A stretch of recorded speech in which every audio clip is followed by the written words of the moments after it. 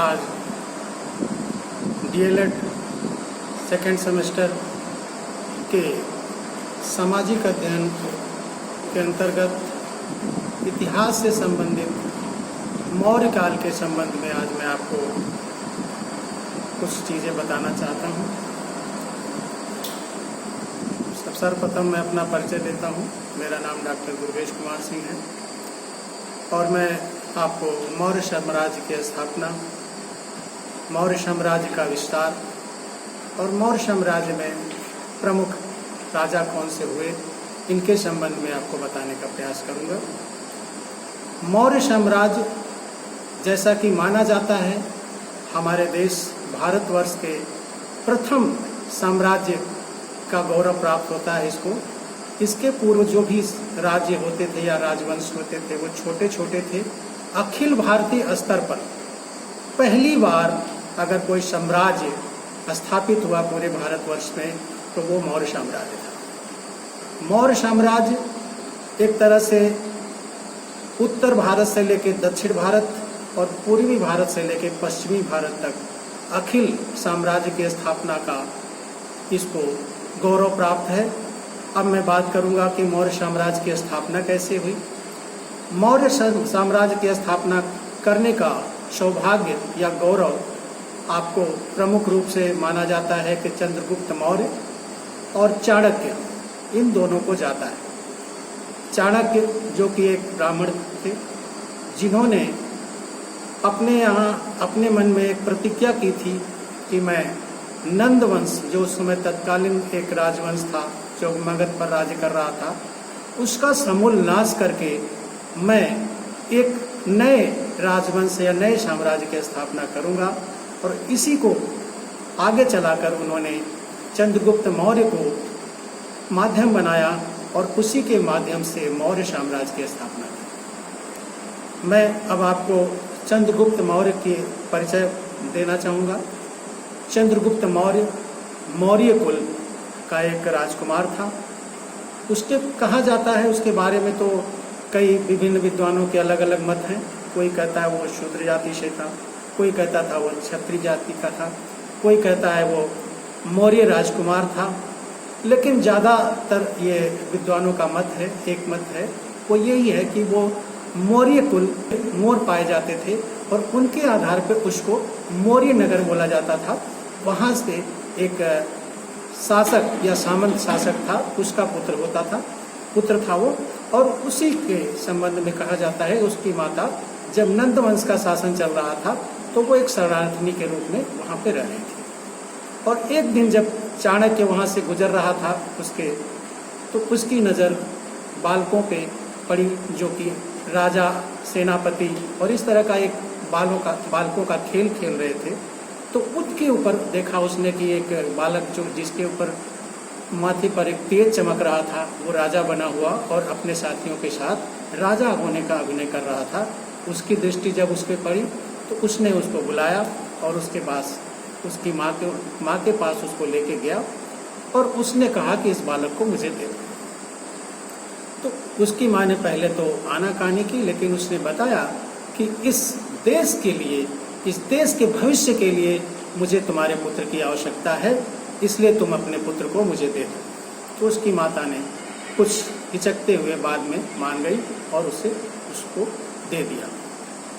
आगे हम जब देखते हैं तो ये पूरा एक जीवन है उसका, चंद्रगुप्त मौर्य का, और चाणक्य की उसमें बहुत बड़ी भूमिका है। चाणक्य उसको ले जाता है और उसको विभिन्न विद्याओं की कलाओं में, विद्याओं में उसको पारंगत करता है और उसके बाद वह एक बहुत अच्छा योद्धा बनकर तैयार होता है और आगे चलकर दोनों मिल करके नंद वंश का समूल नाश करते हैं और मौर्य साम्राज्य की स्थापना करते हैं। मौर्य साम्राज्य के विषय में जो स्रोत हमारे प्राप्त होते हैं, इनके इतिहास के बारे में जो स्रोत हैं वो मुख्य रूप से ब्राह्मण साहित्य हैं, पुराण हैं, मुद्रा राक्षस एक नाटक लिखा गया था उसके जरिए, कथा सरित सागर और स्वयं चाणक्य या कौटिल्य के द्वारा लिखा गया अर्थशास्त्र इसका मूल आधार है।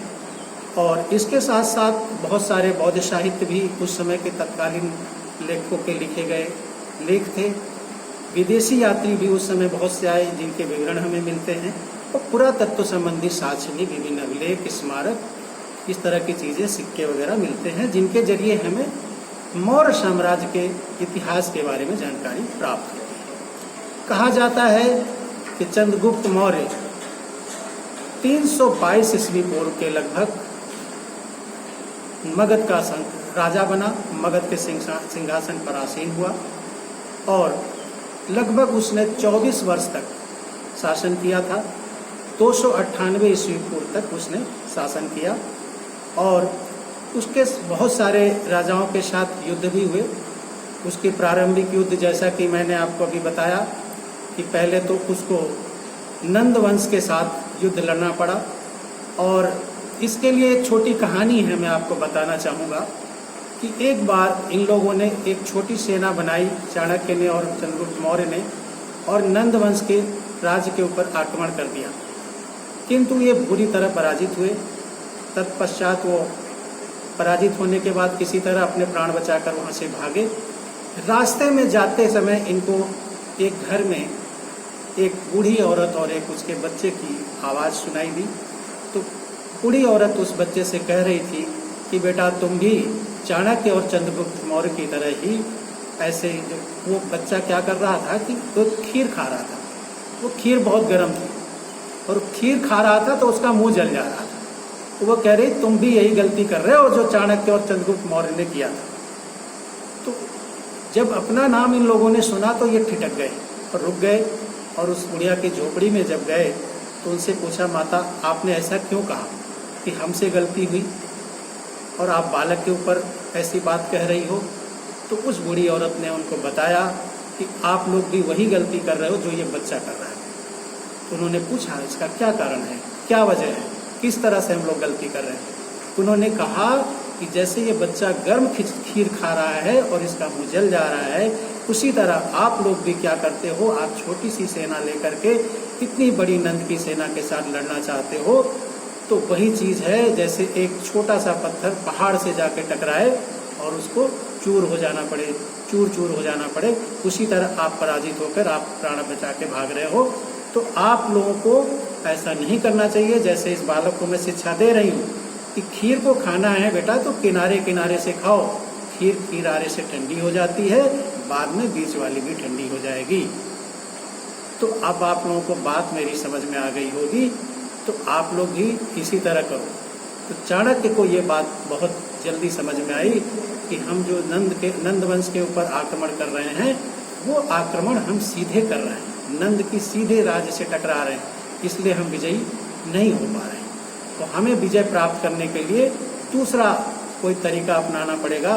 तो उन्होंने सीमांत राज्यों पर, छोटे छोटे राज्यों पर आक्रमण करना शुरू किया और पहले छोटे छोटे सीमांत राज्यों को जीतते हुए उन्होंने अपनी एक विशाल सेना तैयार की और तत्पश्चात अंत में उन्होंने चारों तरफ से नंद वंश पर या मगध पर आक्रमण किया और नंद राजा को पराजित किया। जो घननंद था, अंतिम शासक था नंद वंश का, उसको पराजित किया और उसको मार करके चंद्रगुप्त मौर्य साम्राज्य का प्रथम शासक बना।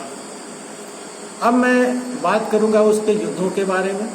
चंद्रगुप्त मौर्य का प्रथम युद्ध, जैसा मैंने बताया, नंद वंश के साथ था। इसके बाद एक विदेशी आक्रमणकारी जिसको हम सिकंदर महान कहते हैं, वो आया था, भारत पे आक्रमण किया था और उसने सीमांत क्षेत्रों पर, कुछ राज्यों पर आधिपत्य स्थापित कर लिया था। लेकिन जब वो मृत्यु को प्राप्त हुआ तो उसके सेनापति सेल्यूकस और बहुत सारे उसके अधीन उसके साथी थे, उनके बीच में लड़ाई हुई, जिसमें सेल्यूकस ने सीमांत प्रदेशों पर अपना आधिपत्य किया और उनका शासक अपने आप को घोषित किया था। तो सेल्यूकस ने भी कुछ दिनों के बाद मगध पर आक्रमण किया और उसका सामना चंद्रगुप्त मौर्य के साथ हुआ। दोनों सेनाओं का युद्ध हुआ, जिसमें चंद्रगुप्त मौर्य ने सेल्यूकस को पराजित किया और पराजित करने के पश्चात उनके बीच में संधि हुई। संधि के तहत जो चंद्रगुप्त मौर्य था, उसने उनको अपने यहाँ से 500 हाथी दिए थे और सेल्यूकस ने अपनी पुत्री का विवाह करके एक तरह से वैवाहिक संबंध भी स्थापित कर लिया था और अपना एक दूत मेगास्थनीज नाम का था व्यक्ति, जिसको उसके चंद्रगुप्त मौर्य के दरबार में नियुक्त किया था। तो इस तरह से हम देखते हैं कि सेल्यूकस के साथ युद्ध होने के पश्चात आपस में मित्रता हो गई थी। इसके पश्चात चंद्रगुप्त मौर्य का युद्ध जो है दूसरे अन्य शासकों के साथ भी हुआ, जिसमें मुख्य रूप से पश्चिमी भारत पे उसने आक्रमण किया और दक्षिण में वह मैसूर तक गया एक विशाल सेना लेकर, और दक्षिण में मैसूर राज्य तक, जिसको हम आज कर्नाटक कहते हैं, वहाँ तक भी उसने अपने राज्य को विस्तारित किया। इसके साथ साथ उसका राज्य विस्तार कश्मीर, नेपाल, बंगाल, इन राज्यों तक भी फैला हुआ था। और इस प्रकार उसने बिल्कुल अखिल भारतीय स्तर पर एक साम्राज्य की स्थापना की। इसके पहले हमारे भारतवर्ष में कोई भी इतना विशाल साम्राज्य या इतना बड़ा जो भौगोलिक क्षेत्र है उसके ऊपर एक शासक का राज्य होना बहुत ही असंभव सा लगता था। लेकिन चंद्रगुप्त मौर्य ने इस असंभव कार्य को भी किया और एक साम्राज्य की स्थापना करके सम्राट की उपाधि धारण की, और इसे हम कहते हैं एक तरह से साम्राज्यवादी शासन व्यवस्था का आरंभ हुआ। उसका शासनकाल जैसा कि मैंने बताया 24 वर्ष था। वह उसके धर्म के बारे में बताया जाता है, पहले वो ब्राह्मण धर्म को मानता था, लेकिन बाद में वह उसने जैन धर्म को स्वीकार कर लिया था। इस तरह से ये चंद्रगुप्त मौर्य की पूरी कथा है या पूरी इतिहास है। इसके बारे में आगे मौर्य साम्राज्य के बारे में, अन्य शासकों के बारे में हम आगे बात करेंगे। धन्यवाद।